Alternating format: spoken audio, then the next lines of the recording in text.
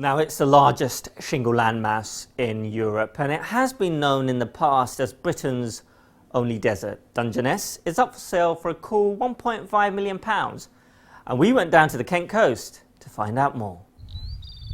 Dungeness is an undisturbed stark piece of wilderness that continues to attract around 1 million tourists a year. And although it's been called a desert, officially the Met Office says it's not.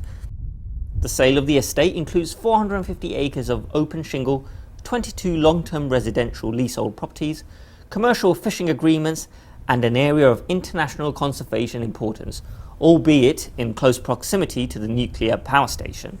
A unique landscape in this country. It's the largest shingle landmass in Europe, second largest in the world, and it's a place people drive onto or come on the train and they're just not quite sure about it. It's a unique, I know the word is used a lot, but it is in this case, I feel, appropriate for Dungeness. The land is well protected as a national nature reserve and is home to many rare and endangered insects, plants and wildlife. It attracts people from all over the world, but the landscape does get a mixed reaction from tourists. Lots of people will tell you, oh, I'm not sure about Dungeness, and other people are desperate to move to Dungeness or come on holiday or visit it on a regular basis. So it's a place I would describe as Marmite. You either love it or you hate it. Well, I've been once or twice before, once by rail, which is fascinating, and I think this area is quite unusual. I don't think you'll find it anywhere else in England. It's not quite what I expected, but it looks really interesting. All these little sort of cottages, I suppose you'd call them, timber buildings that look fascinating, and the pebble beach and whatnot. So far, so good.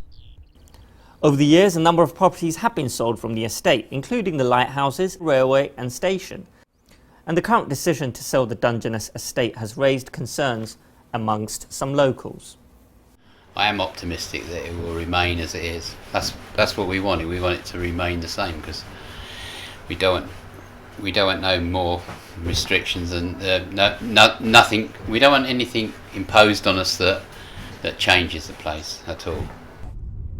The estate generates more than £130,000 a year from its commercial interests.